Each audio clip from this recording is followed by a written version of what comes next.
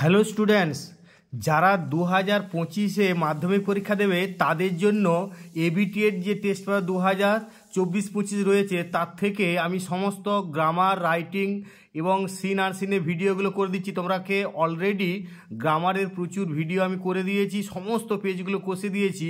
তো এই পেজটাতে আমি তোমাদের শুধুমাত্র গ্রামার আর রাইটিংটা করছি, কারণ রাইটিংটা মোস্ট ইম্পর্ট্যান্ট রাইটিংগুলো রয়েছে।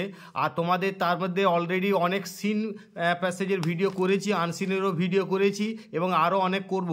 তো এখন আপাতত এই 114 নম্বর পেজটা, যেটা তোমরা কন্টেন্টে পাবে 114 নম্বর পেজ, সেই 114 নম্বর পেজের গ্রামার এবং রাইটিংটা নিয়ে আলোচনা করব। তো প্রথমে একটু গ্রামারটা নিয়ে আলোচনা করি। দেখো এখানে 4-এর দাগে যেগুলো ভার্ব ফর্মগুলো রয়েছে, প্রথমে যে ইফ আই ওয়ার করতে হবে, ইফ আই ওয়ার ইউ। এখানে দেখো করে দিয়েছি উত্তরটা, একটু তোমাদের সময়ের অভাবে আমি দ্রুত বলে চলে যাচ্ছি যে if I were you I would not sign this agreement. তাহলে প্রথমে একটা ওয়ার করলে, তারপরে উড, তারপরে সাইন। এরপরে দেখো 5-এর এর দাগে যেগুলো article preposition, wake up when you are suppose to wake up, এই যেখানে করে দেওয়া আছে দেখো, প্রথমে একটা টু, তারপরে দি, তারপরে আপ।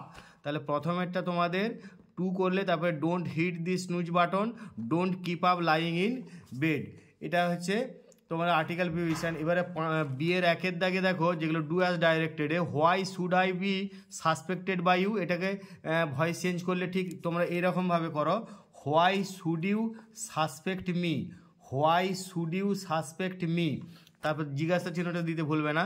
তারপর 2-এর দাগে দেখো the doctor said to the, এখানে দেখে নাও একটু, the doctor said to the patient take this medicine twice a day, এটাকে ন্যারেশন চেঞ্জ করলে ঠিক এইভাবে করো যে the doctor advised the patient to take that medicine twice a day. এরপরে 3-এর দাগে বলা আছে দেখো যে she was strong enough to fight the situation, rewrite the sentence using the noun form of strong. তাহলে স্ট্রংয়ের নাউন ফর্ম মানে strength, তাহলে সেইভাবে যদি অ্যাডজাস্ট করে করতে হয় তাহলে স্ট্রাকচারটা এরকম হবে, she had strength enough to fight the situation, she had strength enough to find the situation. এরপর আমরা চলে যাব সি-এর 1-এর দাগে যে ফ্রেজাল ভার্বটা রয়েছে, দেখো এখানে তোমাদের লিস্ট দেওয়া রয়েছে, তার থেকে করবে। তো এখানে প্রথমে রয়েছে যে হ্যাভ ইউ রেড দি বুক, তাহলে রেড মানেই হচ্ছে, যেহেতু এটা পাস্ট পার্টিসিপেলে, তাহলে গন থ্রু করতে হবে, গন থ্রু প্রথমেরটা। তারপরে the deer was chased by a tiger, chased মানে হচ্ছে এটাও পাস্ট পার্টিসিপেল হচ্ছে, তাহলে রান। আর এটা ইউ শুড নট স্কর্ন দি বেগার, মানে স্কর্ন মানে প্রেজেন্ট ফর্মে রয়েছে, তাহলে লুক ডাউন আপন। তাহলে প্রথমেরটা কী করবে না গন থ্রু, তারপরে রান আফটার, তারপরে লুক ডাউন আপন। এরপরে আনসিনটা, এই আনসিনটা অলরেডি তোমাদের করানো আছে বা আমি বলে দিয়েছি। তো তোমাদের এখানে ফাইন্ড আউটগুলো আমি আরেকবার বলে দিচ্ছি। এখানে যে আনসিন থেকে ফাইন্ড আউটগুলো রয়েছে সেগুলো একটু দেখে নাও। প্রথমে 1-এর দাগে এখানে একটু তোমাদের উত্তরটা করে দিয়েছি, দেখো 1-এর দাগে করবে রিভিউলেট, 2-এর দাগে করবে কোলাবোরেটস, 3-এর দাগে হ্যাভক, আর 4-এ হচ্ছে সেনসিটিভ, 4-এ হচ্ছে সেন্সিটাইজ। তাহলে 1-এ হচ্ছে রিভিউলেট, 2-এ হচ্ছে কোলাবোরেটস, 3-এ হ্যাভক, আর 4-এ সেন্সিটাইজ।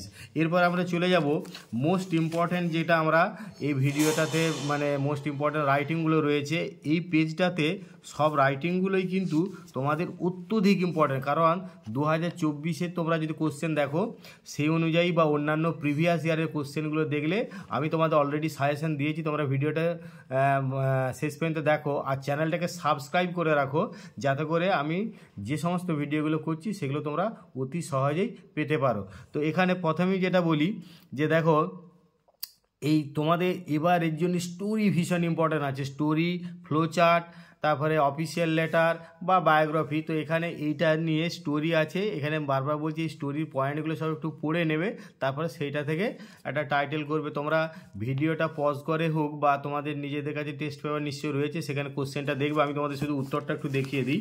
তো প্রথমে দেখো স্টোরিটার একটা টাইটেল করতে হবে, আমি এখানে অল্টারনেটিভ একটা টাইটেল আর একটা করে দিয়েছি, মানে দুটো টাইটেল করেছি। দেখো টু অ্যান্ড ফ্রেন্ডস, এখানে একটু হাইফেনটা দিবে, ant friends of different character, অথবা a story of two ant friends, এবারে এইটাকে তোমরা যে পয়েন্টগুলো দিয়ে আছে সেই বেসিসে সাজাতে হবে, তোমাকে অবশ্যই পয়েন্টগুলো বাদ দেওয়া চলবে না।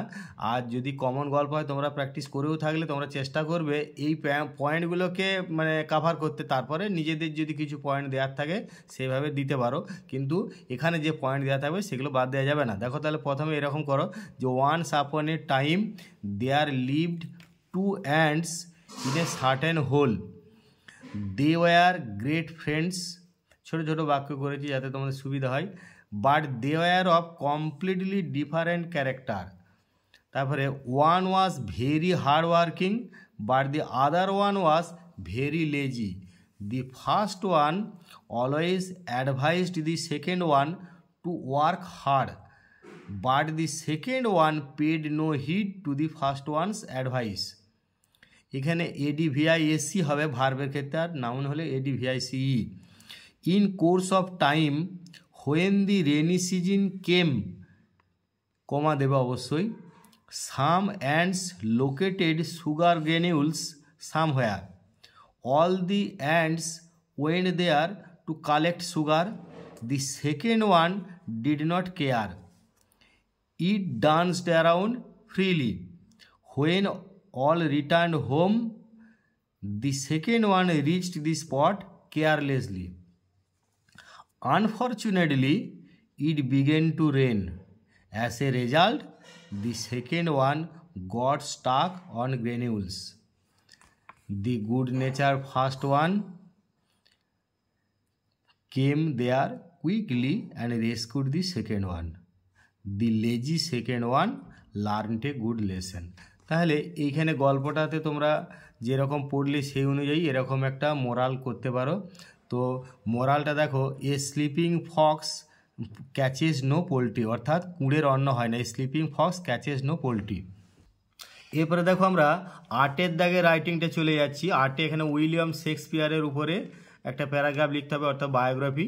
তো খুব ইজি, বারবার বলছি, পয়েন্ট যেগুলো দেওয়া থাকবে সেগুলোর উপর ভিত্তি করেই করতে হবে। তোমাদের প্রিপারেশন অলরেডি থাকতে পারে, অর্থাৎ তোমরা যদি মুখস্থ করে থাকে যাই করো, কিন্তু এখানের পয়েন্ট বাদ দেওয়া চলবে না, এখানের পয়েন্টগুলোর সঙ্গে তোমরা নিজেদের এক্সট্রা পয়েন্ট দিতে পারো। তো যাই হোক, এখানে পয়েন্টগুলো তোমরা একটু পড়ে নেবে, তোমাদের কাছে টেস্ট পেপার রয়েছে সেটা একটু দেখে নাও।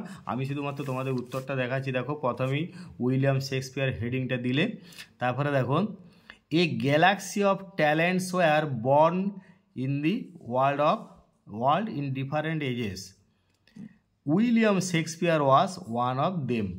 He was a great poet and playwright in the Elizabethan age. He was born in 1564 at Stratford-on-Avon in England. His father was John Shakespeare and his mother was Mary Arden. He took his education at Stratford Grammar School.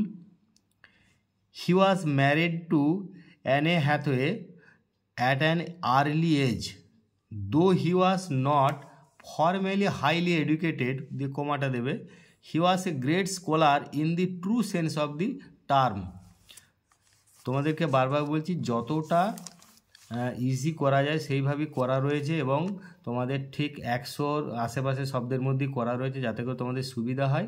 আর চ্যানেলটা subscribe করে রাখলে তোমাদের এখন প্রচুর video দেওয়ার বাকি আছে, তো সেগুলো তোমরা খুব তাড়াতাড়ি পেতে পারবে। তো তোমরা অবশ্যই প্রত্যেকটা ভিডিও শেষ পর্যন্ত দেখবে, প্রয়োজনে ভিডিওটা পজ করে দেবে, কারণ আমি তোমাদের ভিডিও যাতে বড় না হয় উত্তরগুলোই বলার চেষ্টা করি।